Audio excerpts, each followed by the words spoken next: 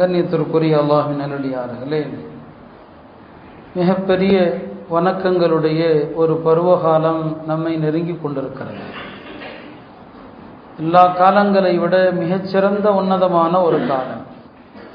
அல்லாஹ் நன்மைகளுக்கென்று சில பருவங்களை வைத்திருக்கிறான்.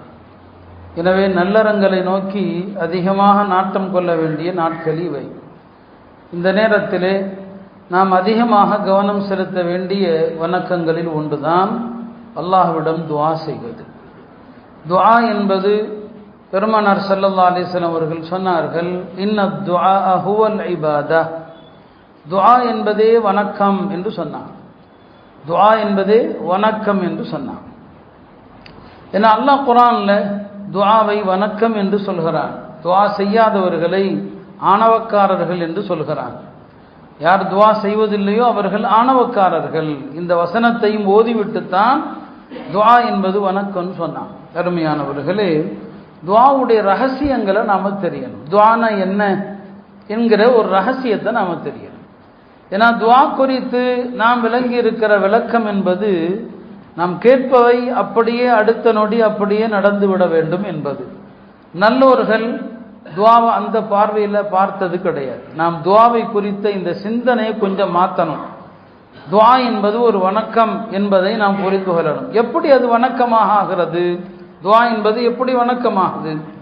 நீங்கள் அல்லாஹ்ட்ட எப்போ துஆ செய்கிறீங்களோ அது எதை வெளிப்படுத்துகிறது? நீங்கள் தேவையுள்ளவர்கள். எந்நேரமும் நாம் அல்லாஹ்வின் பக்கம் தேவையில்லவன். அல்லாஹ்வை விட்டு ஒரு நிமிஷம் கூட நாம் தேவையற்றிருக்க முடியாது. நீங்க தேவையுள்ளவர்கள் என்பதை வெளிப்படுத்துவது தான் துஆ. எனவே அது வணக்கம். இரண்டாவது என்ன? நீங்கள் அல்லாஹ்விடம் துஆ செய்வதன் மூலம் அல்லாஹ்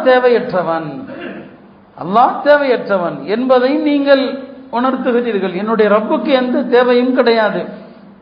இன்னல்லாஹ ஹுவல் கனி வ அன்துமுல் ஃபுகரா.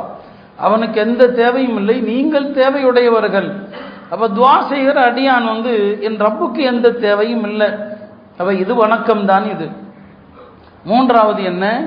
நீங்கள் துஆ செய்வதன் மூலம் நான் என்னுடைய ரப்பின் மீதான ஏகத்துவ நம்பிக்கையின் உறுதியில் இருக்கிறேன்.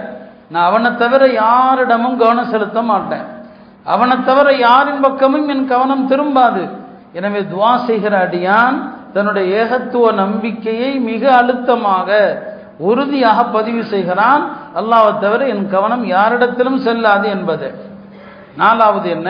நீங்கள் துஆ செய்கிற போது ரப்புக்கு எல்லாவற்றையும் தருகிற ஆற்றல் இருக்கிறது நம்புறீங்க இல்லையா? உலகத்தில் உள்ள கோடான கோடி மக்களுடைய